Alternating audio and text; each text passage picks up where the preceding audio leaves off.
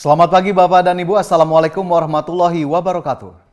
Salam sejahtera untuk kita semua, Shalom, Om Swastiastu, Namo Buddhaya, dan salam kebajikan. Kami ucapkan terima kasih atas kehadiran Bapak dan Ibu dalam acara Public Expose Live 2026 dalam rangka pendampingan berkelanjutan kepada para pemangku kepentingan pasar modal Indonesia dan pemenuhan peningkatan free float.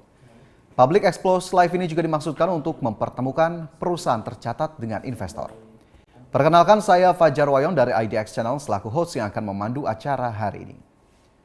Bapak Ibu sekalian, pada sesi Public Expose Live kali ini akan diisi oleh PT Jasa Armada Indonesia Tbk atau yang dikenal dengan kode perdagangan IPCM. Bapak dan Ibu, PT Jasa Armada Indonesia Tbk telah tercatat di Bursa Efek Indonesia sejak 22 Desember 2017. PT Jasa Armada Indonesia Tbk bergerak di bidang usaha jasa penyelenggaraan dan pengusahaan jasa kapal, penumpang, barang, dan kegiatan jasa terkait dengan kepelabuhanan, sehingga perseroan masuk ke dalam sektor infrastruktur. Dan untuk mengenal lebih lanjut, berikut kita simak video company profile berikut ini.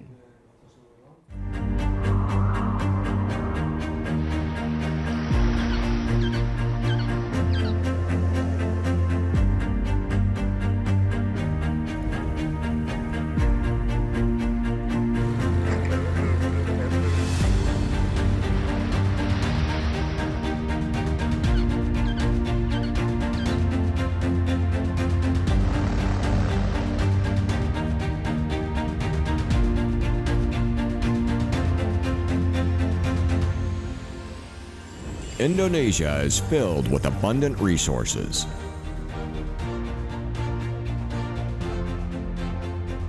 And as the largest archipelagic country, Indonesia is in need of an excellent marine service.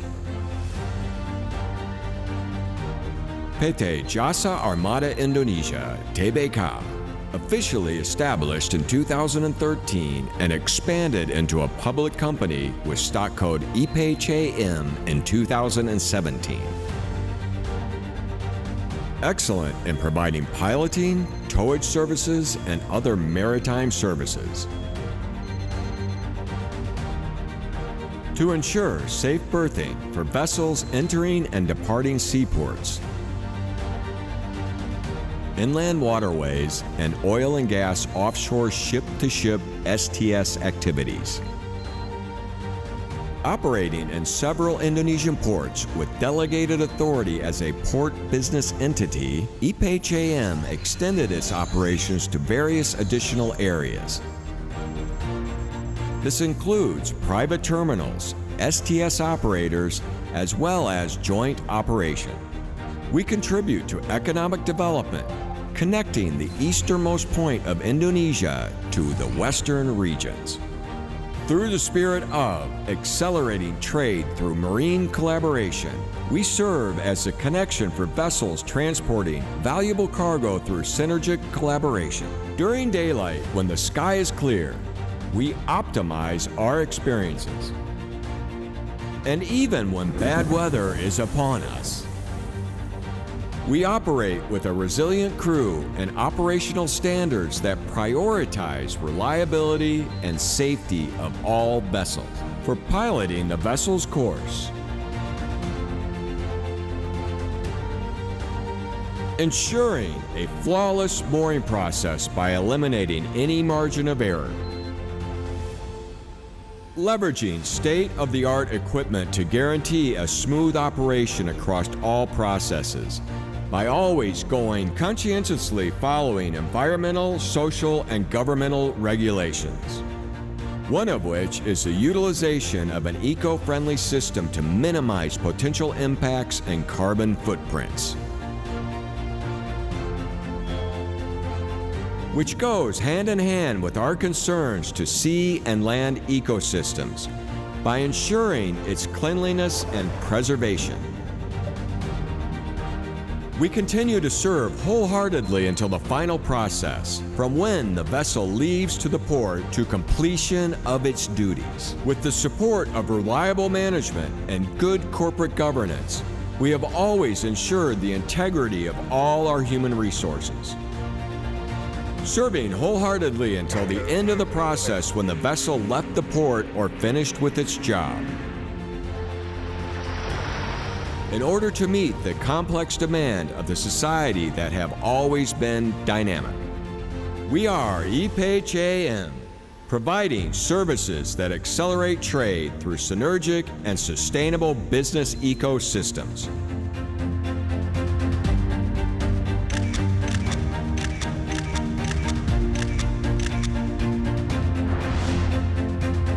PT Jasa Armada Indonesia, Tbk, navigating marine excellence. Baik Bapak Ibu, perlu kami ingatkan bahwa peserta Public Expose Live 2026 dilarang merekam dan menyebarluaskan sesi Public Expose ini tanpa izin resmi dari Bursa Efek Indonesia. Dan selanjutnya hadirin yang kami hormati, saat ini telah hadir di hadapan Bapak dan Ibu manajemen dari Perseroan. Dan izinkan saya untuk menyapa yang pertama, selamat pagi kepada Ibu Shanti Puruhita, Direktur Utama Merangkap PLT Direktur Komersial dan Pengembangan Bisnis PT Jasa Armada Indonesia Tbk. Selamat pagi Bu Shanti. Selamat pagi Pak Fajar, selamat pagi para peserta Public Expose 2026. Terima kasih. Selanjutnya, selamat pagi dan juga selamat bergabung kepada Bapak Arif Hermawan, Direktur Armada dan Operasi PT Jasa Armada Indonesia Tbk. Selamat pagi Bapak. Selamat pagi. Dan berikutnya juga sudah hadir bersama kita hari ini Ibu Desi Emastari Prihatiningtyas, selaku Direktur Keuangan, SDM, dan Manajemen Risiko PT Jasa Armada Indonesia Tbk. Selamat pagi Ibu. Selamat pagi. Baik, terima kasih Bapak dan Ibu atas kehadirannya pada sesi Public Expose Live hari ini. Dan selama acara berlangsung kami kembali ingatkan kepada para peserta dapat menyampaikan pertanyaan melalui fitur Q&A yang tersedia di layar Zoom yang selanjutnya akan kami bacakan pada sesi tanya jawab setelah pemaparan dari Perseroan. Dan selanjutnya langsung saja kita akan saksikan bersama pemaparan dari Perseroan. Kepada Bapak dan Ibu kami silakan. Baik, terima kasih Pak Fajar dan para peserta Public Expose 2026. Untuk paparan bisa ditampilkan Pak Fajar. Perkenalkan kami dari PT Jasa Armada Indonesia Tbk dengan kode emiten IPCN. Next. Baik, para peserta Public Expose. Sebelumnya kami akan sampaikan terlebih dahulu bahwa kami adalah bagian dari Pelindo Group. Sebagaimana telah diketahui bahwa Pelindo adalah sebuah BUMN yang ditunjuk oleh pemerintah untuk mengelola seluruh pelabuhan umum yang ada di Indonesia. Sebelumnya, Pelindo terdiri menjadi 4 Pelindo, yaitu Pelindo 1, 2, 3, 4. Sebuah BUMN yang dipisahkan berdasarkan region kewenangan masing-masing. Tetapi pada tahun 2021, Pelindo kemudian di-merge menjadi satu, menjadi hanya PT Pelabuhan Indonesia. Lalu muncullah 4 subholding baru yang kali ini tidak bekerja berdasarkan region, tapi bekerja berdasarkan jasa yang diberikan oleh masing-masing subholding. Ada PT Pelindo Terminal Peti Kemas yang mengkhususkan diri untuk melayani pelayanan peti kemas. Ada PT Pelindo Multi Terminal yang mengkhususkan diri untuk pelayanan multi terminal. Lalu Pelindo Sinergi Lokaseva yang bergerak di bidang backbone area yang ada di pelabuhan dan juga logistiknya. Lalu kemudian ada Pelindo Jasa Maritim yang merupakan subholding kami yang bergerak di bidang marine. Dapat disaksikan di sini bahwa Pelindo Jasa Maritim memiliki 76,89% saham dari PT Jasa Armada Indonesia Tbk. Untuk 0,11% dimiliki oleh PT Multi Terminal Indonesia dan Public 23%. Next. Kami dalam jajaran board BOD dan BOC ada 7. 4 merupakan komisaris dengan 2 independent commissioner, yaitu Pak Michelle dan Pak Doni, dan 2 lagi adalah Pak Budi dan Bu Dewi. Bu Dewi merupakan komut kami, telah berpengalaman dan bersama kami sejak 3 tahun yang lalu dengan Pak Budi juga. Lalu dengan Board of Director ada kami bertiga, yaitu saya sendiri, Santi dan Pak Arif dan Bu Desi.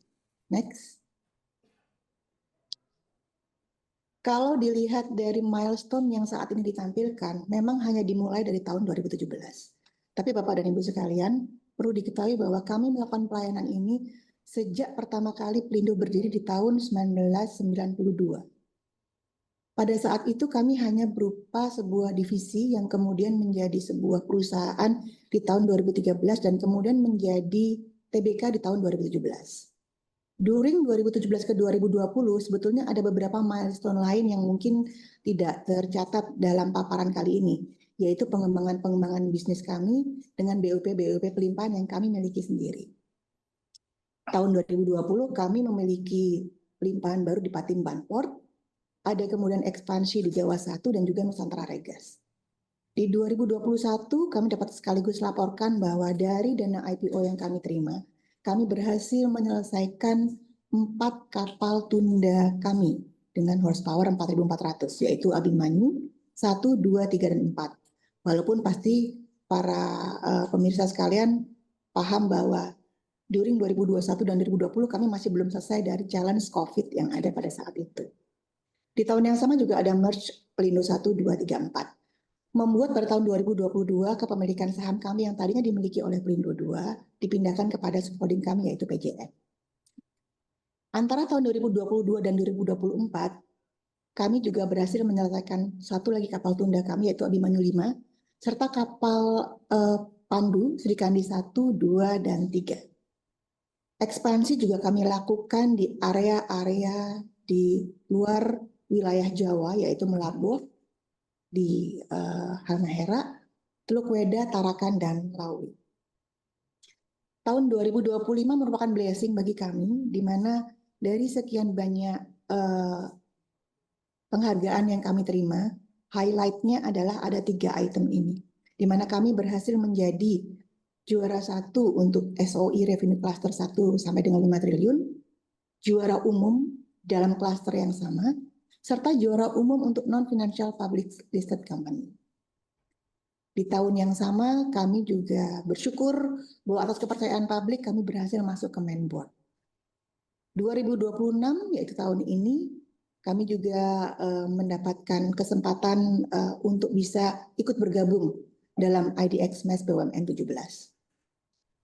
Saya pikir semua milestone di atas merupakan representasi dari visi dan misi kami untuk terus berkembang menjalankan tugas dan perusahaan ini sesuai dengan harapan dari para pemegang saham. Next. Para pemirsa sekalian, ini adalah dasar kami melakukan pelayanan jasa kami. Jadi di tabel yang paling kiri dapat dilihat bahwa secara regulasi nasional dan juga sebetulnya regulasi internasional, seluruh kapal dengan bobot 500 GT ke atas, itu apabila memasuki sebuah wilayah pelabuhan, maka wajib menggunakan pelayanan pandu tunda untuk alasan safety. Pasti para pemirsa semua juga notice ada beberapa kejadian unfortunate dan fatality yang terjadi akibat berubahnya alun laut ataupun ombak atau kemudian bad weather yang terjadi. Disitulah fungsi ini menjadi mandatori. Lalu dalam tabel berikutnya yaitu terkait dengan wilayah, kami mengoperasikan 2 wilayah. Wilayah pertama adalah wilayah-wilayah milik BUP Pelimpahan Pelindo. Sedangkan wilayah kedua adalah wilayah-wilayah milik BUP Pelimpahan kami sendiri, yaitu JAI. Di dalamnya terhadap public ports, private terminal, dan juga tersus. Ada TUKS dan tersus. TUKS dan tersus merupakan terminal-terminal dan pelabuhan yang khusus diberikan kepada swasta untuk mengelola wilayahnya sendiri terhadap barang-barang komoditi yang memang membutuhkan full control dari terminal-terminal atau pemilik barang tersebut. Namun, walaupun terminalnya dimiliki oleh mereka, wilayah untuk pelayanan jasanya akan diberikan kepada BUP mana yang telah diberikan lisensi dari pemerintah. Next. Dapat dilihat bahwa tax service, pallet service, dan other marine service bagaimana tadi dapat dilihat di video company profile kami merupakan tiang utama dari pelayanan kami. Ada di public port, special TUKS maupun di Tersus. Armada yang saat ini kami operasikan sejumlah 103 fleet yang terdiri dari 31 pilot boats, 68 tugboats, dan 4 mooring boat. Dengan member kru kami kurang lebih 579 kru. Next. Ini adalah wilayah-wilayah di mana para pemirsa sekalian dapat melihat jangkauan kami dan juga komoditi-komoditi apa yang kami layani. Kalau Bapak dan Ibu lihat sebelah kanan ada total 24 area, ada warna biru, warna merah, dan warna hijau. Itu adalah representasi dari wilayah-wilayah BUP kepemilikannya siapa. 11 wilayah pertama dengan warna biru adalah di wilayah BUP Pelimpahan Pelindo. Kami melayani sebagian dari itu. Lalu ada 7 BUP Pelimpahan yang milik kami sendiri, dan 6 adalah kerjasama operasi dengan beberapa mitra strategis kami. Dalam peta ini dapat disaksikan bahwa kami bukan sebuah perusahaan yang tergantung pada komoditi tertentu. Artinya atau simpelnya adalah seluruh barang atau kargo atau komoditi yang keluar melalui pelabuhan-pelabuhan yang ada di peta saat ini, itu kami tangani. Apakah itu coal, nikel, CPO, rubber, LNG, hasil bumi, semen, essential commodity, kapal, pupuk, mining, mobil, listrik, gas, chemical, dan masih banyak lain. Intinya adalah seluruh barang komoditi yang melewati pelabuhan itu kami tangani di pelabuhan-pelabuhan yang saat ini kita lihat bersama. Jadi kalau biasanya kami mendapatkan pertanyaan, apakah komoditi tertentu akan berimpact pada keberlanjutan atau kepada fundamental perusahaan kami, maka di sini kami akan tampilkan bahwa karena varian dari komoditi yang kami layani cukup banyak dan bervariasi, sepertinya kami bukan definisi dari yang tergantung pada komoditi tertentu. Ini sekaligus merupakan keuntungan dari kami yang bergerak di bidang jasa pandu tunda ini. Next. Di dalam makroekonomi dan Indonesia Port Sector Q1, awal sempat dibilang bahwa Indonesia GDP itu akan tetap remain di angka 5%. Dalam source BPS yang kami miliki di bulan Juni 2026, GDP Q1 adalah 5,61%. Untuk kami sendiri yang bergerak di bidang pelabuhan, ini sangat penting dan juga untuk menunjukkan seberapa pada saat secara nasional Indonesia dipilih sebagai pusat atau keluar masuknya barang yang ada di Indonesia ini meningkat, maka itu berarti juga peningkatan di dalam sektor bisnis kami. Dapat dilihat bahwa ekspor pada Q1 2026 meningkat 0,34% dan impor juga meningkat 10,05%. Ini data pada bulan Mei 2026.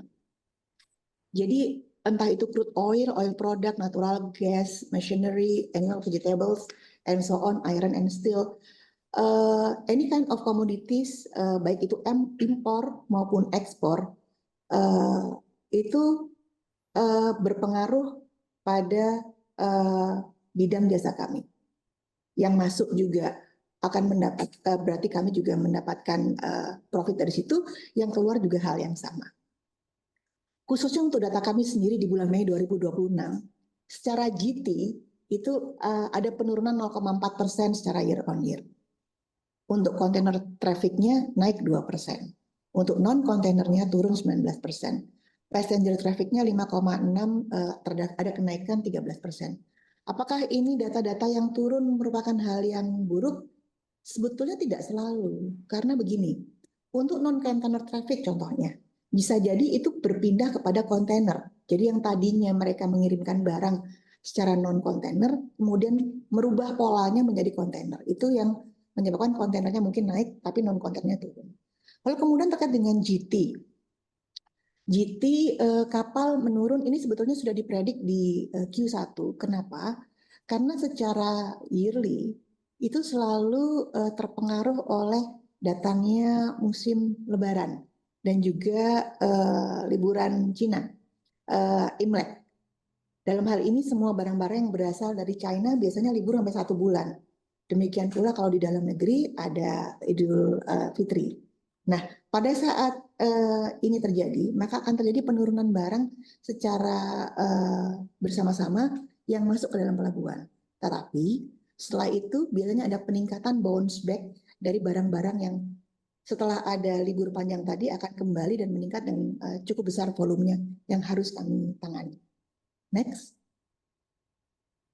Kalau kita lihat secara performance highlight, memang kita belum RUPS tahunan ya yang direncanakan nanti tanggal 23 Juni 2026. Namun kalau spill-nya, kalau ingin di-spill, dapat kita lihat bersama bahwa kalau based on audited 2024 versus yang 2025 year on year audited, itu kami telah berhasil mencatatkan revenue peningkatan sebesar 9,65%. Dengan EBITDA 11,99%, net income kami naik 17,74%. Untuk total aset terdapat peningkatan sebesar 3,91% dengan total liabilities berkurang 1,7% dengan total equity bertambah 5,48%. Bagaimana dengan Q1 2026? Apabila kita membandingkan Q1 2025 dengan Q1 2026, dapat kita lihat bahwa memang terjadi penurunan di revenue. Jadi walaupun tadi ada peningkatan di beberapa sektor, tapi dapat kita lihat bahwa memang dari sisi impor lebih banyak daripada sisi ekspor, maka terkait dengan revenue kami ada penurunan sedikit slightly di minus 2,3. Dicatat juga bahwa ini mungkin juga terjadi akibat dari adanya Idul Fitri dan Tahun Baru Imlek yang terjadi hampir bersamaan di awal tahun. Untuk EBITDA, kami berhasil mencatatkan angka positif di 1,12%. Dan walaupun secara revenue memang minus 2,3% secara year on year, namun dengan pola operasional dan efektivitas dan efisiensi yang kami lakukan, kami berhasil mencatatkan kenaikan net income sebesar 3,03%. Untuk total aset sendiri terjadi peningkatan di 4,39%, dengan total liability memang bertambah 8,39%. Total equity juga meningkat di 3,35%. Next. Nah, ini biasanya yang ditunggu-tunggu oleh para pemegang saham kami. Jadi, di sini kami menampilkan angka terkait dengan revenue dan CAGR, revenue dan net profit kami sejak tahun 2020 sampai dengan tahun 2025. Dapat kita lihat bahwa untuk revenue sendiri CAGR-nya adalah 16,22%. Dengan net profit-nya CAGR-nya 19,61%. Kalau dilihat di tabel yang sebelah kanan, itu kami bersyukur kami tetap bisa menjaga fundamental perusahaan dengan baik, walaupun kita tahu semua di tahun-tahun tersebut ada beberapa challenge yang luar biasa. Antara 2020 dan 2021 itu kita masih merasakan dampak dari COVID. Tapi Bapak dan Ibu serta pemirsa sekalian dapat lihat bahwa walaupun terdampak COVID, dalam bisnis ini, karena memang bergerak di bidang pertukaran dan pengeluaran kargo yang melewati pelabuhan, dan sepertinya walaupun terjadi COVID, tetapi karena kebutuhan akan kebutuhan dasar dan energi tetap ada, itu moda vital transportasi yang ada di seluruh dunia adalah tetap melalui pelabuhan. Walaupun terjadi pembatasan di sektor udara, sektor pelabuhan tidak akan pernah terjadi pembatasan. Demikian juga untuk barang-barang energi yang memang sudah terjadwal untuk keluar. DPS, dividend yield dan EPS dapat dilihat bahwa kami juga terus berkomitmen untuk memberikan yang terbaik terhadap para pemegang saham kami secara yearly dari tahun ke tahun. Dapat kita lihat bersama dalam paparan ini kenaikan yang kami berikan. Next. Nah, ini adalah beberapa bukti yang kami berikan kepada para pemegang saham dan para pemirsa sekalian tentang bagaimana kami mengelola dan komitmen kami untuk mengolah fundamental perusahaan dengan baik. Tadi sudah kami sampaikan sebelumnya ada masuk ke IDX Max BUMN 17 dan juga beberapa penghargaan yang kami terima. Terakhir mungkin yang ada di bawah halaman gambar di bawah itu adalah bukti kami juga bahwa untuk pertama kalinya sejak perusahaan ini berdiri, kami cukup bangga bahwa kami telah berhasil mendapatkan female crew, baik untuk kru dan pilot pandunya. Jadi baik pandu maupun kru kami telah berhasil mendapatkan para Sri Kandi dan female kami yang di atas kapal. Karena kami percaya bahwa equality at the sea itu juga akan berimpact positif bagi fundamental perusahaan. Next. Nah, ini sepertinya memang merupakan challenge bagi hampir seluruh perusahaan yang ada di seluruh dunia ya, para pemirsa sekalian. Jadi memang fuel price increase is an issue buat kami. Tapi kami berusaha melakukan mitigasi sebaik-baiknya terkait dengan hal tersebut. Kita tahu bahwa angka harga BBM naik sangat signifikan, terutama di periode-periode bulan ini. Sampai dengan saat ini. Walaupun telah ada penurunan, tapi tetap saja pada bulan Maret, April, Mei, dan moga-moga akan terus terjadi stabilitas harga BBM. Karena buat kami harga BBM menjadi major, karena cost kami yang utama adalah memang bahan bakar ini. Bagaimana cara mitigasinya?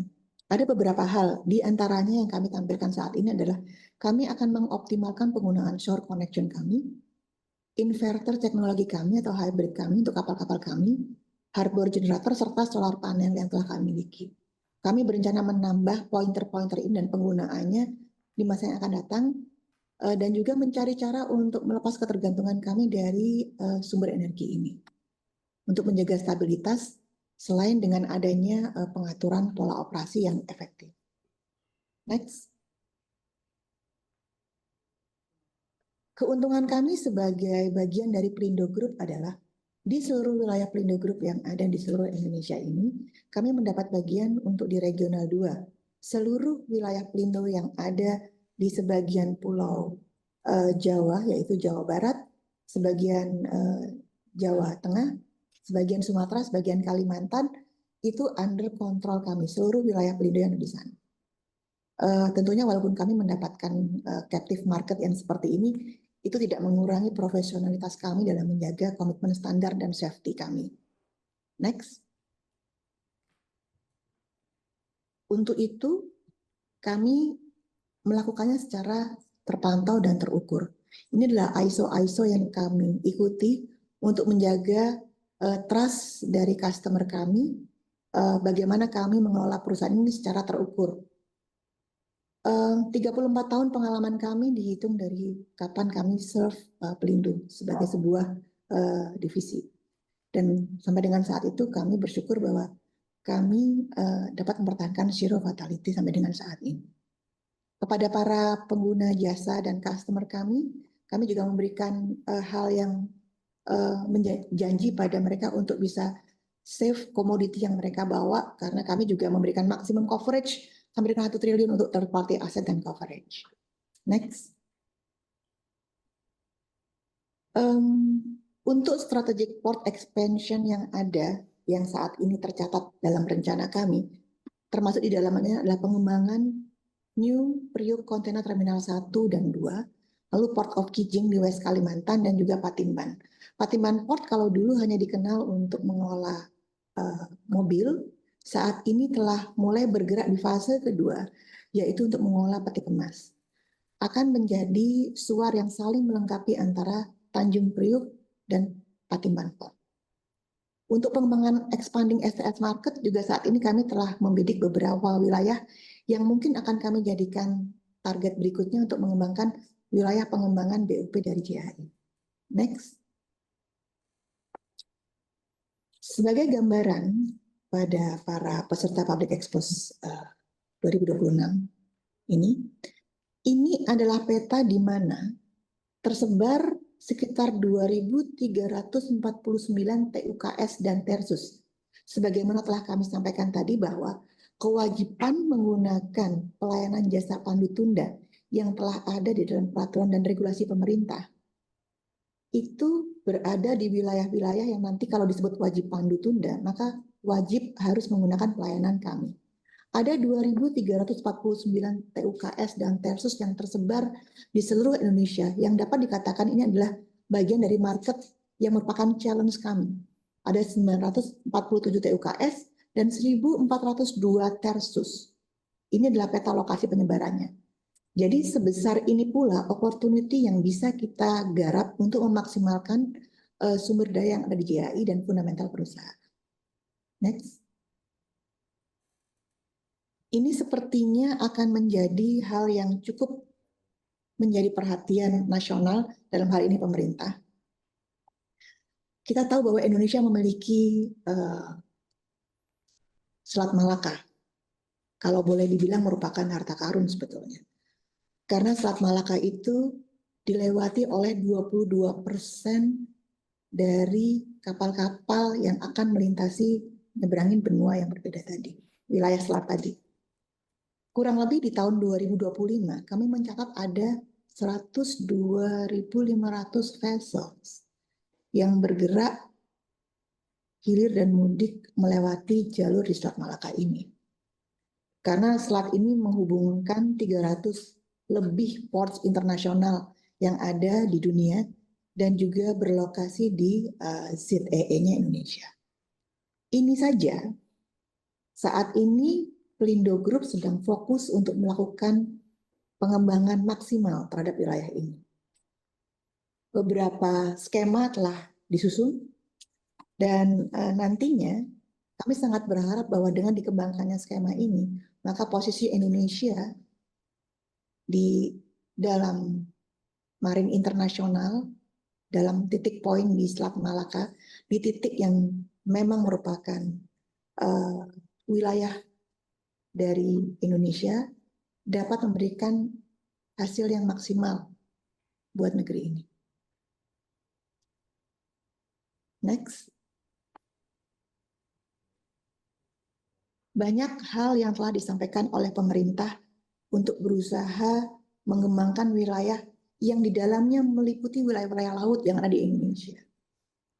Kalau tadi kita bicara Selat Malaka, lalu ada optimalisasi TUKS dan tersus, maka saat ini kita juga tahu bahwa pemerintah sedang mengembar-gemborkan untuk hilirisasi. Itu artinya apa? Itu artinya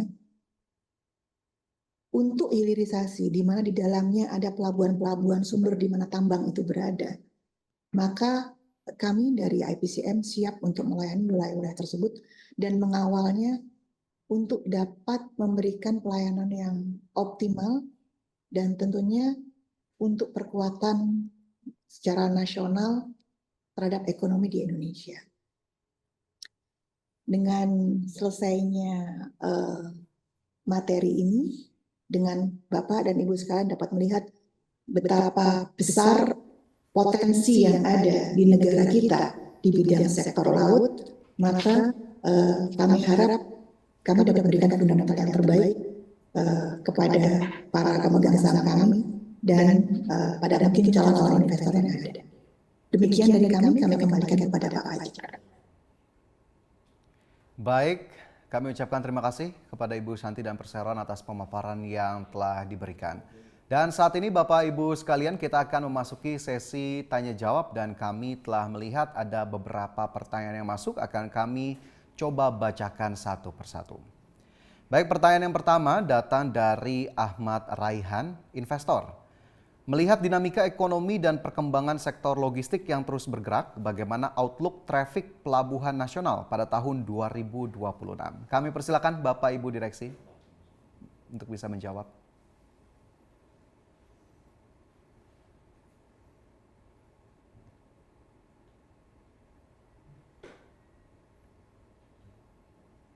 Baik, terima kasih Pak Fajar.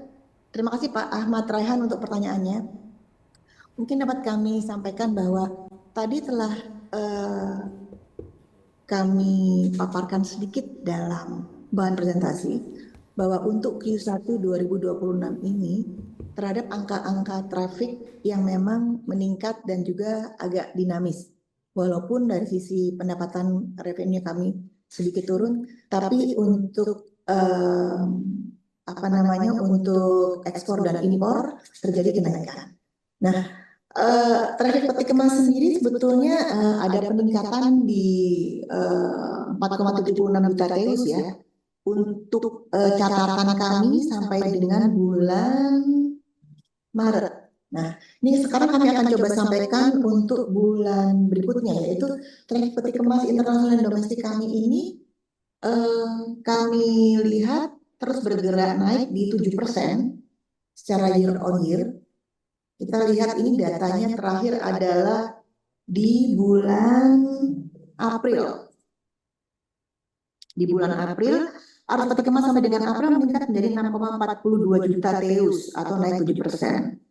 Ini didorong oleh pertumbuhan ekonomi 11% sih, pertumbuhan arus internasional 11%. Dan ekspor 10%, kemudian impor 12%. Ini data ini kami ambil dari traffic ekspor impor yang ada di data Pelindo Group saat ini. Jadi sepertinya kami optimis bahwa untuk Q berikutnya kenaikan terhadap traffic yang melalui pelabuhan akan membaik. Harapannya selain traffic yang membaik, mungkin ada ya dinamika global juga akan semakin membaik sehingga itu bisa mengenerate angka komoditi yang melalui pelabuhan-pelabuhan besar Indonesia lebih baik lagi. Kita tahu bahwa Asia Tenggara juga mengandalkan Indonesia sebagai pelabuhan-pelabuhan hubnya. Mungkin demikian Pak Ahmad. Terima kasih Pak Fajar. Karena banyak. Baik, terima kasih Ibu Shanti atas jawaban yang diberikan dan kita berlanjut ke pertanyaan berikutnya yang juga sudah masuk dari Surya Rianto. Terima kasih Mas Surya sudah bertanya. Pertanyaannya adalah apakah IPCM memiliki rencana penambahan armada baru dalam waktu dekat? Berapa besaran CAPEX yang dialokasikan untuk tahun 2026? Silakan Bapak Ibu. Silakan Pak Arief. Oke, terima kasih Pak Surya Rianto. Terkait untuk penambahan armada, rencana penambahan armada tetap menjadi salah satu fokus kami di IPCM dalam mendukung kebutuhan bisnis, memperkuat kapasitas operasional, serta meningkatkan kesiapan perusahaan dalam menangkap peluang kerjasama dan ekspansi ke pasar baru. Penguatan armada juga diperlukan untuk menjaga keandalan layanan, meningkatkan fleksibilitas operasi, serta mendukung pencapaian target pertumbuhan perusahaan secara berkelanjutan. Pada tahun 2026 ini, IPCM mengalokasikan CAPEX sebesar 74 miliar rupiah dari kebutuhan dana sebesar 148,8 miliar. Ini multi-year ya, untuk pembangunan kapal tunda baru dengan estimasi penyelesaian selama 28 bulan untuk 2 kapal tunda. Manajemen juga menerapkan prinsip kehati-hatian dalam menjalankan proses investasi ini untuk memastikan nilai investasi yang diperoleh tetap optimal dan memberikan manfaat jangka panjang bagi perusahaan. IPCM tetap menjalankan agenda investasi secara konsisten dan terukur. Fokus utama tidak hanya pada besarnya penyerapan anggaran, tetapi juga kualitas investasi yang dilakukan agar mampu memberikan nilai tambah jangka panjang, mendukung pertumbuhan pendapatan, meningkatkan efisiensi operasional, serta memperkuat posisi perusahaan dalam menghadapi kebutuhan pasar dan peluang bisnis yang terus berkembang. Mungkin itu, Bapak. Makasih.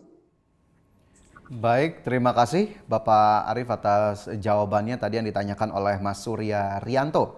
Kita berlanjut ke pertanyaan berikutnya yang masuk dari Angriani, peserta. Sepanjang 2025 hingga kuartal 1 2026, apa faktor utama yang mendorong pertumbuhan revenue? Selain itu, apa yang menjadi penyebab terjadinya penurunan pendapatan di kuartal 1 2026? Silakan Bapak Ibu. Terima kasih. Bisa kami sampaikan bahwa pertumbuhan revenue sepanjang 2025 hingga Q1 2026 terutama digerakkan oleh volume. Hal ini terlihat ketika terjadi kenaikan dalam volume kapal, maka terjadi peningkatan juga terhadap pendapatan. Nah, di sini demikian juga sebaliknya. Di sini kita bisa melihat ya dari kinerja komersial, pemanduan dan penundaan sampai dengan Desember 2025 di jika dibandingkan dengan tahun year to date 2025 dengan year to date 2026, ini gerakan pemanduan itu meningkat sekitar 3,34%. Itu yang di area wilayah pelimpahan Pelindo Regional 2. Sedangkan di wilayah pelimpahan JAI dan juga kerjasama atau Tersus itu jika dibandingkan dengan year to date 2025 dan juga year to date 2026, ini juga ada kenaikan untuk di gerakannya. Namun jika kita lihat lagi untuk penurunan pendapatan itu disebabkan oleh penurunan pendapatan usaha di Tersus. Penurunan pendapatan dari aktivitas di terminal khusus ini terutama disebabkan oleh kombinasi faktor eksternal dan internal yang mempengaruhi volume layanan. Di antaranya yang pertama adanya penurunan produksi komoditas seperti batu bara, CPO, dan mineral lain membuat trafik kapal berkurang sehingga permintaan jasa pilotage dan juga towage itu menurun. Kedua, terjadi perubahan pola logistik di mana sebagian pengangkutan dialihkan ke jalur distribusi lain. Jadi meskipun revenue Q1 belum mencapai target, laba tetap tercapai berkat pengelolaan biaya operasional yang lebih efisien, sehingga margin laba perusahaan tetap terjaga. Ini bisa dilihat di performance highlight dari Q1. Kita bisa lihat tadi ya untuk untuk income statement-nya ini kan ada kenaikan di net income sekitar 3%, dan untuk di Q1 2025 dibandingkan dengan Q1 2026. Kita bisa lihat di sana. Terima kasih. Semoga menjawab ya, Anggriani. Baik, terima kasih Ibu Desi atas jawaban yang diberikan atas pertanyaan ketiga yang disampaikan oleh Anggriani. Dan selanjutnya ada pertanyaan yang juga akan saya bacakan dari Mas Nicole. Terima kasih Mas Nicole sudah bertanya. Dengan adanya kebijakan pemerintah terkait restrukturisasi dan konsolidasi BUMN termasuk agenda merger di sektor strategis, apakah IPCM memiliki rencana aksi korporasi berupa merger dalam waktu dekat? Silakan Bapak Ibu. Baik, terima kasih Pak Niko. Ini memang sepertinya lagi hot topic yang sering ditanyakan nih Pak Fajar nih. Jadi terkait dengan aksi korporasi, merger, akuisisi antar grup, arahan dari pemerintah dan Danantara, melalui Danantara.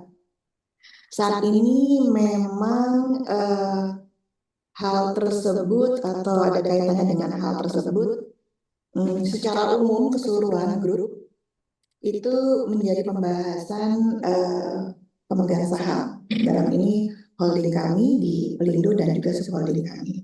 Tentunya apabila nanti memang ada aksi korporasi seperti tersebut, kami akan mengikuti regulasi yang ada di OJK untuk melakukan keterbukaan informasi secara proper. Yang utama bagi kami adalah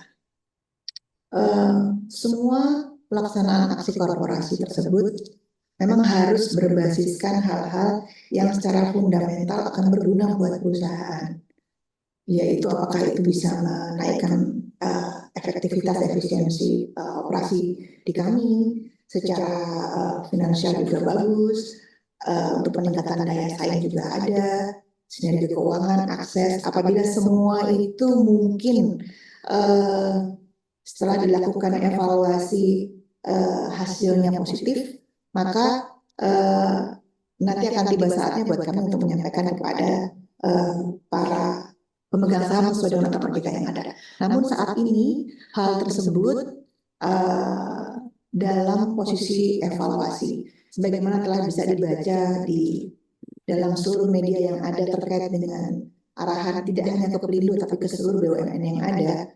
Kami di seluruh BUMN ini sedang melakukan kegiatan evaluasi terkait dengan hal-hal dimaksud. Karena kami TBK, apabila nanti putusan dari pemegang saham sudah keluar, kami akan laporkan secara keterbukaan informasi publik sesuai dengan aturan OJK yang ada. Mungkin baru demikian yang bisa kami sampaikan Pak Niko. Terima kasih. Baik, terima kasih Ibu Shanti atas jawabannya tadi. Semoga bisa menjawab pertanyaan dari Mas Nicole. Terima kasih banyak Bapak dan Ibu manajemen. Demikianlah sesi tanya jawab Public Expose PT Jasa Armada Indonesia Tbk. Oleh karena keterbatasan waktu, kami mohon maaf atas pertanyaan Bapak Ibu yang belum terjawab, dan apabila terdapat pertanyaan lebih lanjut, Bapak dan Ibu dapat menghubungi Investor Relation atau unit terkait dari PT Jasa Armada Indonesia Tbk melalui portal komunikasi yang dimiliki oleh Perseroan. Dan Bapak Ibu sekalian, sebelum kami tutup, kami persilahkan kepada Ibu Shanti Puruhita, Direktur Utama Merangkap PLT Direktur Komersial dan Pengembangan Bisnis PT Jasa Armada Indonesia Tbk, untuk memberikan closing statement yang disampaikan kepada publik. Kami silakan. Terima kasih Pak Fajar. Atas nama para board, BOD, BOC yang ada di PT Jasa Armada Indonesia Tbk, sebelumnya kami mengucapkan terima kasih kepada IDX atas kesempatannya dalam Public Expose ini, dan kemudian pada para peserta Public Expose 2026, kami paham bahwa tantangan global yang saat ini ada di dunia dialami oleh kami dan juga seluruh bisnis yang ada globally. Tapi kami yakinkan pada para pemegang saham dan para investor dan calon investor, mungkin para pemirsa yang ada pada pagi ini, bahwa kami akan tetap fokus untuk menjaga fundamental perusahaan ini melalui efektivitas pengolahan operasional jasa pelayanan pandu tunda, dengan tetap menjaga service level agreement yang kami miliki, dan juga janji kami pada para customer. Kemudian kalau tadi kita lihat begitu besar potensi bisnis ini dalam layanan maritim yang ada di Indonesia, kami juga sangat optimis bahwa perusahaan ini dapat bisa berkembang dengan lebih baik lagi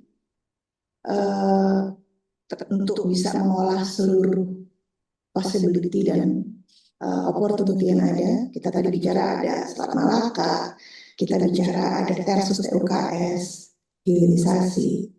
Karena itu dari kami meyakinkan para peserta Public Expose, investor dan calon investor, terima kasih sebelumnya atas kepercayaan dan dukungannya kepada IPCM, dan kami juga akan tetap menjaga komitmen untuk tetap memberikan nilai tambah pada para pemegang saham, termasuk melalui pembagian dividen secara berkelanjutan. Terima kasih kami ucapkan atas nama kami bertiga yang ada di sini dan jajaran komisaris yang ada di IPCM. Terima kasih, kami kembalikan Pak Fajar. Baik, terima kasih Ibu atas closing statement yang telah diberikan, dan hadirin yang kami hormati, usai sudah paparan publik yang disampaikan oleh PT Jasa Armada Indonesia Tbk, mari kita beri aplaus kepada para penyaji dari Perseroan. Dan Bapak Ibu sekalian, sebagai informasi terakhir, tayangan Public Expose PT Jasa Armada Indonesia Tbk ini juga dapat disaksikan kembali di YouTube Indonesia Stock Exchange. Atas nama penyelenggara kami ucapkan terima kasih kepada Bapak dan Ibu manajemen dari PT Jasa Armada Indonesia Tbk, juga kepada seluruh peserta yang sudah hadir dalam acara hari ini. Sampai jumpa pada acara Public Expose Live yang akan datang. Aku investor saham, maju terus pasar modal Indonesia. Sampai jumpa.